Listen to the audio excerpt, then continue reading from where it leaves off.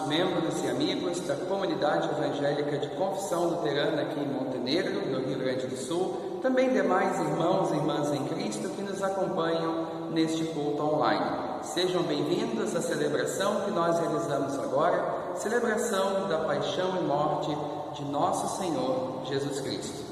Assim que a graça do nosso Senhor Jesus Cristo, o amor de Deus o Pai e a comunhão do Espírito Santo esteja com todas as pessoas que conosco celebram neste momento. Que a paz de Deus esteja contigo, esteja em teu lar e também entre nós. Sexta-feira Santa é dia de nós, por fé, recordarmos a paixão do nosso Senhor Jesus Cristo por nós, que por sua morte na cruz nos abriu o caminho para a vida. Hoje é dia de nós lembrarmos que se ergueu uma grande cruz de amor, uma cruz de reconciliação, de perdão, de graça e de salvação que nos envolve a toda a humanidade.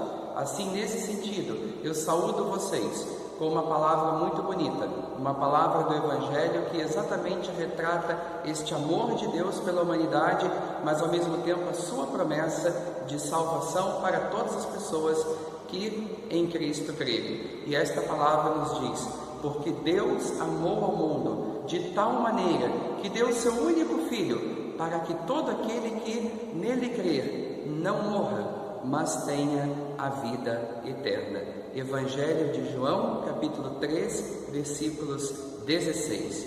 E assim também, diante da santidade de Deus, nesse dia tão importante, nessa celebração tão profunda, nós não podemos esquecer que a palavra de Deus, a Bíblia Sagrada, nos lembra que nós somos pessoas pecadoras, que nós somos pessoas falhas, fracas, nós somos pessoas frágeis e por isso cometemos muitos pecados. Assim, a palavra de Deus também nos convida nesse momento a nos colocarmos diante de Deus em humildade, em reconhecer os nossos pecados e ao mesmo tempo em arrependimento por esses pecados. Em Atos capítulo 3, versículo 19, a palavra de Deus nos diz: portanto, arrependam-se e voltem para Deus, a fim de que Ele perdoe os pecados de vocês. Nesse sentido, eu convido vocês para que possamos confessar a Deus os nossos pecados.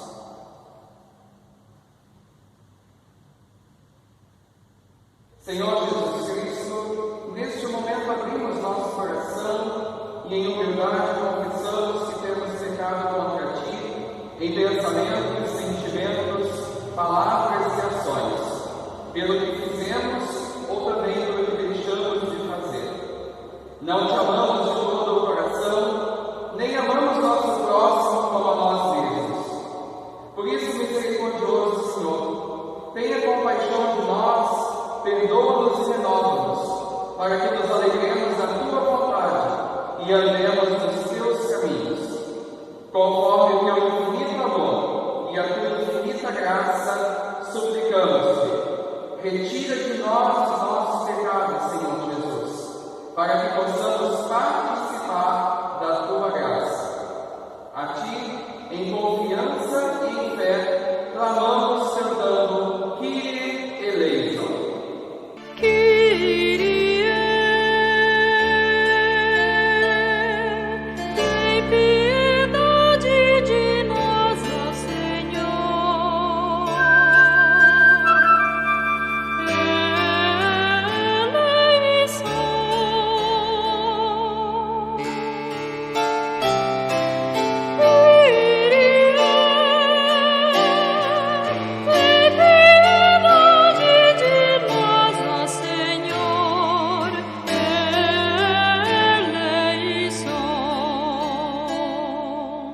Mas Deus também nos anuncia o seu perdão, a sua graça, quando através da palavra de Deus Ele nos encontra dizendo: desfaço as tuas transgressões como a névoa e os teus pecados como a nuvem. Torna-te para mim, porque eu te remi. Isaías 44, 22. Em outras palavras, eu já perdoei as suas maldades e os seus pecados. Eles desapareceram como se desaparece a cerração, a névoa. Assim, volte-se para mim, pois eu sou o teu Salvador. Que Deus mesmo perdoe os teus pecados, conforme a tua confissão, conforme o teu arrependimento sincero. E assim, como ministro ordenado da igreja, eu te anuncio o perdão. Em nome do Pai, do Filho e do Espírito Santo. Amém. Vamos reconhecer esse nosso perdão recebido de Cristo, através do canto "Se tão somente a Cristo confessarmos os nossos pecados". Assim queremos expressar toda a nossa gratidão e confiança em Deus e no seu perdão. Cantemos.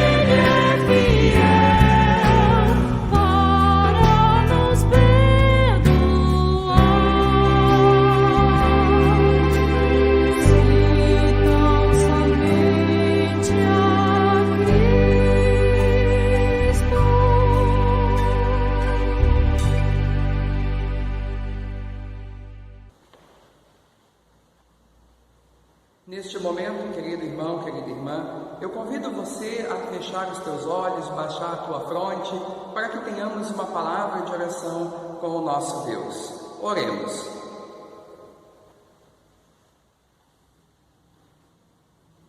Misericordioso e eterno Deus, tu não poupaste teu único Filho, mas o sacrificaste por amor a nós, deixando-o morrer pelo nosso pecado na cruz. Amor este, ó Deus, que não merecemos. Faz com que nosso coração jamais vacile, mas permaneça firme nessa fé. Concede-nos corações certos de que o nosso pecado foi remitido e que somente pelo sangue de Cristo podemos nos tornar limpos e alvos como a neve e termos a salvação eterna junto a Ti. Mediante teu Filho Jesus, nosso Senhor, que contigo com o Espírito Santo vive e reina eternamente, nós oramos. Amém. Assim eu convido a você que nos assiste nesse momento, a, se você se sentir bem, ficar de pé, em referência também ao Evangelho, a palavra pela qual Jesus se revela a nós, e eu leio para você o Evangelho deste dia, o Evangelho onde nós vamos refletir também na palavra de Deus. Evangelho relatado por Mateus, capítulo 27, versículos 33 ao 50. Passo a ler. Eles chegaram a um lugar chamado Gólgota. Gólgota quer dizer lugar da caveira. Ali deram vinho misturado com fel para Jesus beber. Mas depois que o provou, ele não quis beber. Em seguida, os soldados o crucificaram e repartiram as suas roupas entre si, tirando a sorte com dados, para ver qual seria a parte de cada um. Depois disso, sentaram ali e ficaram aguardando Jesus.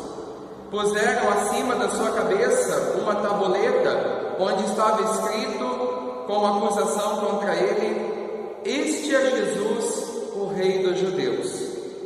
Com Jesus crucificaram também 2 ladrões, um à sua direita e o outro à sua esquerda. Os que passavam por ali caçoavam dele, balançavam a cabeça e insultavam, dizendo assim: "Ei, você que disse que era capaz de destruir o templo e tornar a construí-lo em 3 dias, se você é mesmo Filho de Deus, desça da cruz e salve-se a si mesmo." Os chefes dos sacerdotes e os mestres da lei e os líderes judeus também caçoavam dele, dizendo: "Ele salvou os outros, mas não pode salvar a si mesmo. Ele é o Rei de Israel ou não é? Se descer agora mesmo da cruz, nós creremos nele." Ele confiou em Deus e disse que ele era Filho de Deus. Vamos ver se Deus quer salvá-lo agora. E até os ladrões, que foram crucificados com Jesus também o insultavam. Ao meio-dia começou a escurecer, e toda a terra ficou 3 horas na escuridão. Às 3 horas da tarde, Jesus gritou bem alto: Eli, Eli, lema sabachthani. Essas palavras querem dizer: meu Deus, por que me abandonaste? Algumas pessoas que estavam ali ouviram isso e disseram: ele está chamando Elias. Uma dessas pessoas correu e molhou uma esponja em vinho comum, pôs na ponta de um bastão e deu para Jesus beber. Mas outros disseram: espere, vamos ver se Elias vem salvá-lo. Aí Jesus deu outro grito forte e morreu. Até aqui, palavras do Evangelho, palavras do nosso Senhor Jesus Cristo, palavras da nossa fé. Louvado sejas, nosso Senhor. Amém. Estimado irmão, estimada irmã em Cristo, o que o dia de hoje, Sexta-feira Santa, Sexta-feira da Paixão, representa para você? Nós estamos falando desde o domingo de Ramos, domingo passado, que Jesus estaria percorrendo um caminho de amor para a nossa salvação. E neste caminho Jesus segue reto, ele não olha para trás, ele segue sempre adiante. Pois bem, hoje é dia de nós refletirmos que esse Messias que entrou em Jerusalém, aclamado e exaltado pelas pessoas, já não mais interessava para o povo judeu. E por quê? Porque ele não cumpriu com aquilo que o povo tanto esperava, que o povo tanto ansiava, que era exatamente a chegada de um rei que os libertaria do domínio romano. Jesus, então, ele não foi aquele poderoso revolucionário aos olhos do povo, pois ao ser traído, ao ser preso, eles não viram Jesus reagir. Certamente eles se questionaram: aonde está o poder deste homem? Aonde está aquele homem que fez milagres, curas, multiplicou comidas? Aquele homem que inclusive reviveu pessoas da morte? Ao olharem para Jesus, eles viram um homem passivo a tudo que o faziam. Então o povo, decepcionado com esse falso Messias esperado, eles ajudam na sentença do julgamento, gritando forte e conscientemente: mate-o, mate-o, crucifica-o, crucifica-o. Pois bem, e a sentença é dada: a crucificação. Esta era a forma mais cruel de execução desde a era antiga, desde a antiguidade.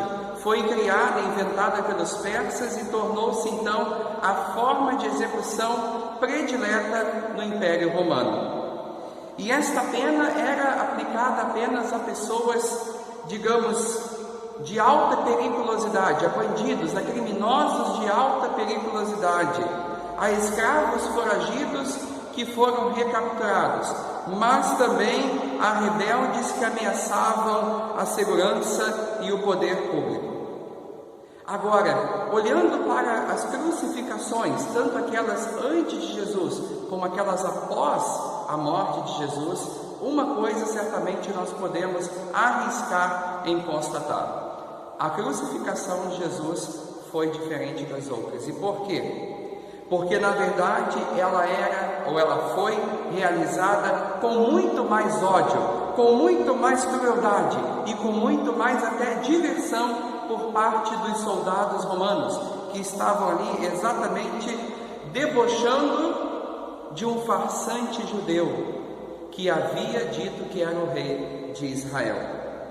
Pois bem, isso para os soldados romanos era totalmente prazeroso, isso era divertido, isso era um grande espetáculo, e sobre Cristo depositaram toda a sua força, todo o seu ódio, toda a sua raiva. Mas hoje, Sexta-feira da Paixão, é dia de nós reafirmarmos a essência da nossa fé. Em quem nós cremos realmente? Quem é Jesus para você? Jesus é o Verbo encarnado, é o Deus que se fez homem e que deu a vida na cruz para te salvar? Ou Jesus é para você um farsante como foi para muitas pessoas naquela época e como talvez hoje ainda muitas pessoas continuam acreditando em Jesus dessa forma, como um farsante, um homem que não é o Filho de Deus. Ainda hoje nós sabemos que muitas pessoas duvidam da divindade e do poder de Cristo. E na verdade, por que eu fiz a pergunta para vocês? Porque também lá no íntimo, lá bem no íntimo de muitas pessoas cristãs, também existe essa dúvida. E quem sabe, você é talvez uma dessas pessoas. Mas hoje, ao recordarmos a crucificação de Jesus, nós precisamos compreender o que isso representa para nós, o que isso representa para a humanidade, mas também o que Jesus sofreu nessa cruz por nós. Certo cirurgião francês, o Dr. Babet, escreveu um possível laudo que nos ajuda a entender a morte de Jesus e a sua grande dor que ele tomou sobre si por nossa causa. Essa dor, esse sofrimento, essa execução pela qual ele sofreu, esse Dr. Babet traz então um laudo do qual eu vou destacar apenas algumas partes. E ele inicia falando do suor de Jesus que se transformou em sangue. Ele trata isso como um fenômeno raríssimo, que só acontece sobre, digamos, condições excepcionais. Por exemplo, uma fraqueza física acompanhada de um abatimento moral violento, causado por profunda emoção e grande medo. Sobre a flagelação de Cristo, esse doutor francês relembra que as chicotadas que Jesus levou, que os chicotes pelo qual ele foi açoitado, existiam múltiplas tiras de couro, e que nas suas pontas haviam bolas de chumbo e também pedaços, lascas de ossos que serviam como lâminas. Então, cada vez que Jesus era açoitado, e eles açoitavam e puxavam, a pele de Jesus rasgava e dali se jorrava sangue. Ele ainda lembra sobre o escárnio da coroação, que a coroa de Cristo foi feita com longos espinhos mais duros que a cássia, que então, na medida que foram penetrando no couro cabeludo de Cristo, foi causando uma enorme dor e ao mesmo tempo sangravam muito. E Pilatos ainda, depois de apresentar aquele povo feroz, um homem dilacerado, o entrega para ser crucificado. Colocaram sobre os ombros de Jesus um grande braço horizontal da cruz, pesando certamente ali por volta dos 50 quilos o seu peso. E Jesus então caminha aproximadamente 600 metros, descalço num chão irregular, cheio de pedregulho, com aquele baita peso. E ele sobe ali então o Gólgota chamado de Montanha da Caveira, pois o seu formato lembrava de um crânio. Ali no Gólgota já o esperava a estaca vertical que estava plantada no Calvário. Os carrascos então jogam Jesus brutalmente no chão e eles pegam e pregam então um prego comprido, um prego pontudo, um prego quadrado, e numa martelada certeira pregam o punho de Cristo na cruz. Imaginem a dor que ele sentiu. E nesse momento, esse médico relata que certamente o nervo mediano de Cristo foi lesado, destruído só em parte, e uma lesão que estaria então permanecendo junto em contato com o prego. E quando suspenderam então o corpo de Jesus à cruz, o seu nervo se esticou fortemente, como de uma corda de violino. E cada solavanco, cada movimento que Jesus sofreu, despertou no nervo dores dilacerantes, dos quais ele quase teria desmaiado. Eu poderia continuar lendo este laudo para vocês, mas a crucificação que Jesus sofreu para nós doeu demais nele. Foi algo terrível que nós jamais podemos imaginar essa dor. Mas a resposta à pergunta inicial, em quem nós cremos realmente, é muito simples, que a nossa fé e a nossa confiança estão firmadas naquele que sofreu tudo isso por amor a nós, aquele que se esvazia ao tomar nosso lugar na cruz. Jesus, então, ele é aquele servo sofredor anunciado nas palavras do profeta Isaías, aquele que foi moído por nós, aquele que carregou sobre si a nossa culpa, as nossas dores, as nossas transgressões. E nele Deus estava reconciliando o mundo consigo.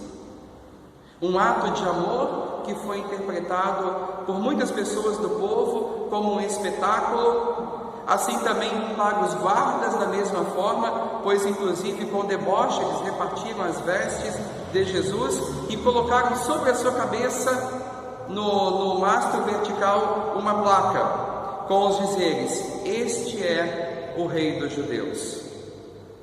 Na verdade, esta placa representa um ato de ironia de Pilatos aos judeus que não possuíam um rei, mas por outro lado uma demonstração do poder romano que não tolera quem emite um sinal messiânico e não se submete ao poder absoluto de Roma. Cristo é tratado por Pilatos como líder de um motim e por isso é crucificado como o rei dos bandidos. As pessoas que ali passavam balançavam a cabeça e proferiam insultos, certamente um espetáculo verbal da pior espécie imaginável. E Jesus ainda é crucificado em meio a 2 ladrões que também o insultavam. E ali estava Jesus, se sentindo abandonado, desprezado, humilhado, aonde ele então exclama: Deus meu, por que me desamparaste?" E quantas vezes nós também questionamos isso? Perguntamos a Deus: por que esse momento de dor? Por que esse sofrimento? Por que tu virou as costas para mim? Por que tu me desamparaste? Mas ali Deus não abandona Jesus, assim como também Deus não nos abandona em momento algum. Naquele momento Deus não abandona seu filho, mas ele silencia, pois o sacrifício do filho doeu no coração do pai. E de quem não dói o coração a perda de um filho, a morte de um filho? Uma dor que, por mais que eu tente imaginar, eu não sei, eu não consigo sentir, nem quero sentir essa dor, e também não desejo essa dor para ninguém. Mas Jesus na cruz paga o preço do nosso pecado, da nossa maldade, do nosso egoísmo, da nossa falta de amor, da nossa falta de paciência, da nossa falta de perdão para com o próximo. E então, para muitas pessoas ali, tanto para o povo como para os líderes judeus, como também para os soldados romanos, as lideranças de Roma, ali é o fim da linha para Jesus. Ali é o fim da linha. Ou seja, o caminho de amor percorrido por Jesus nos parece que é interrompido pela crueldade humana e pela grande pedra que fechou a sua sepultura. Mas eu pergunto, para você, a sepultura é o fim da linha? Para muitas pessoas, aos olhos humanos, certamente que sim. Parece que a morte dá a palavra final, sobretudo quando nós vemos ser colocada sobre a sepultura de quem nós amamos uma grande tampa de cimento. Ali realmente parece que a morte venceu.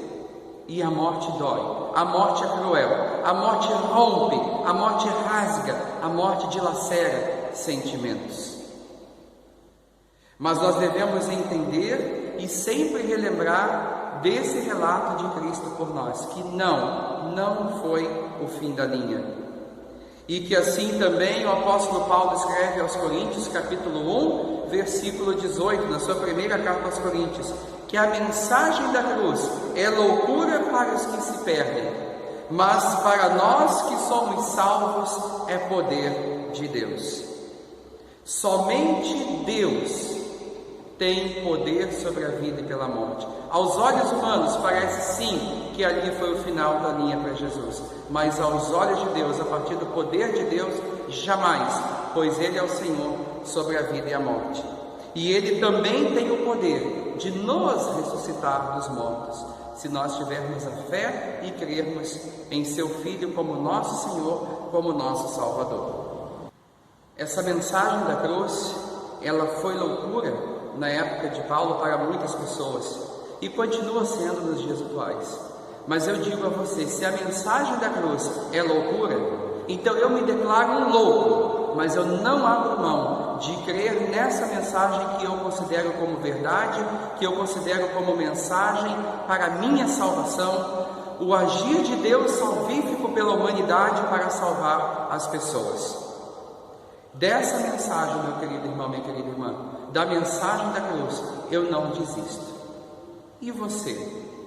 Desiste ou não? Você crê ou você não crê que Jesus Cristo deu a vida, morreu na cruz para te perdoar, para te reconciliar com Deus e para te salvar para a vida eterna? Reflita nesta mensagem neste dia e que Deus te abençoe nessa tua reflexão, porque a mensagem de Deus, o sinal mais claro e luzente, foi erguido por Cristo na cruz, por amor ao mundo perdido. Amém.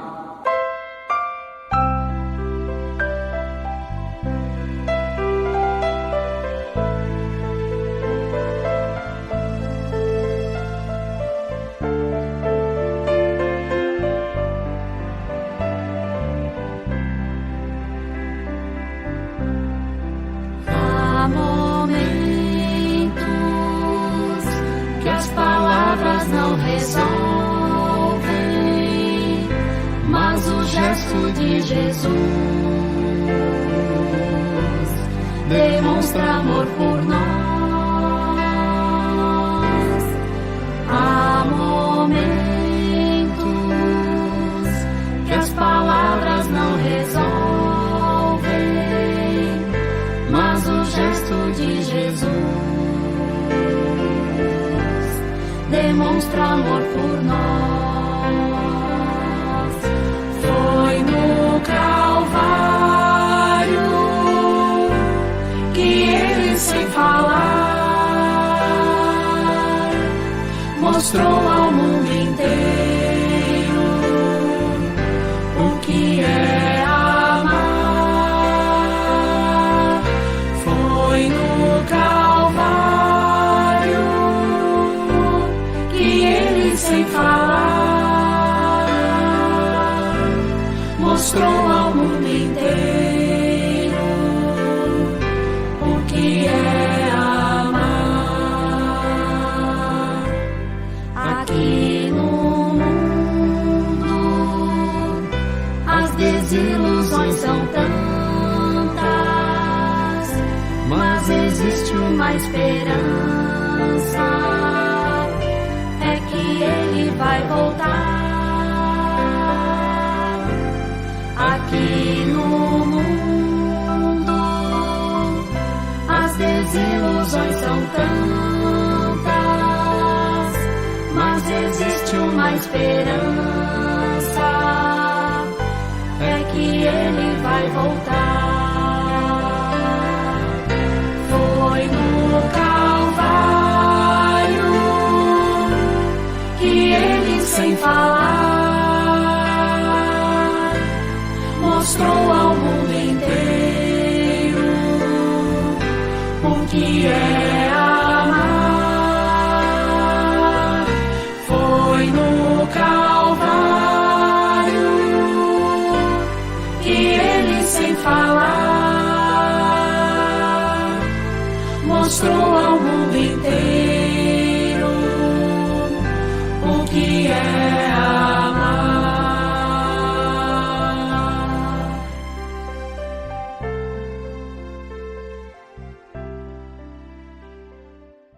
E neste momento, querido irmão, querida irmã, eu convido você para as intercessões, onde nós estaremos intercedendo pela igreja dispersa e muitas vezes desunida em todo o mundo. Intercederemos pelas nações e pelos governantes, assim também pelos judeus, o povo da antiga aliança, bem como também todos os povos, raças, nações que ainda não creem em Cristo, mas que possam serem convertidos pelo Evangelho para a sua salvação.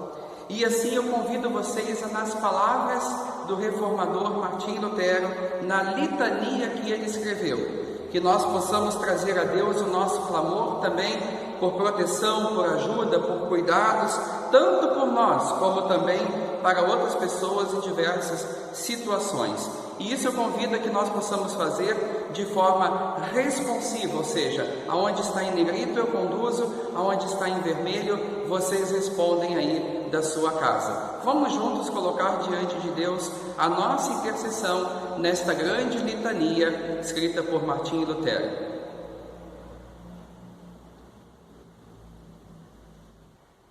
Kyrie eleison,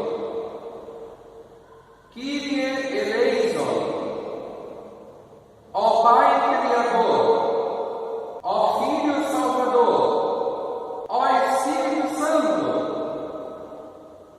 sê-nos clemente e preserva-nos, Senhor,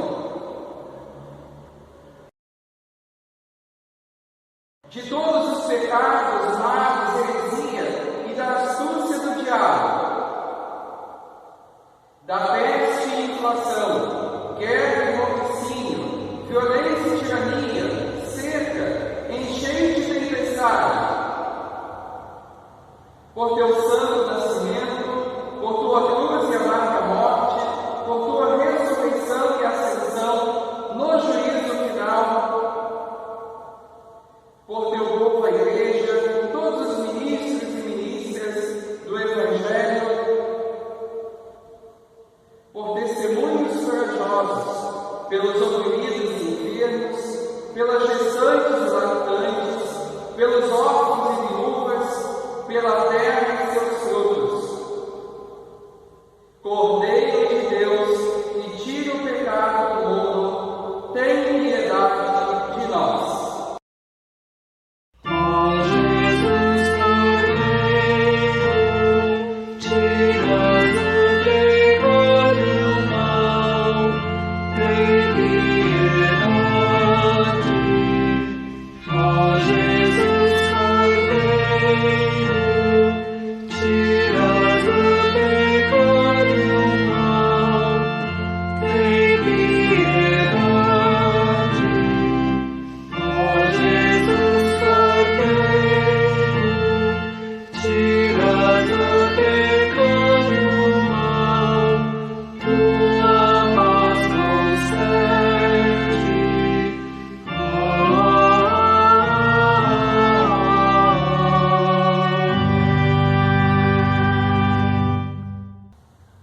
Ao finalizar este culto, nós vamos encerrar com um hino muito profundo que nos foi executado pelo nosso membro, nosso grande amigo e músico cantor, Vandré da Rosa. Esse hino foi apresentado no ano passado, no culto da Paixão do Senhor, e te convida também neste dia, que tu possas refletir, que tu possas permanecer em silêncio no restante desse dia, refletindo naquilo que Cristo fez por amor a ti na cruz. A palavra sagrada nos ensina que Jesus, na cruz, ele concluiu o plano amoroso de Deus para a nossa salvação.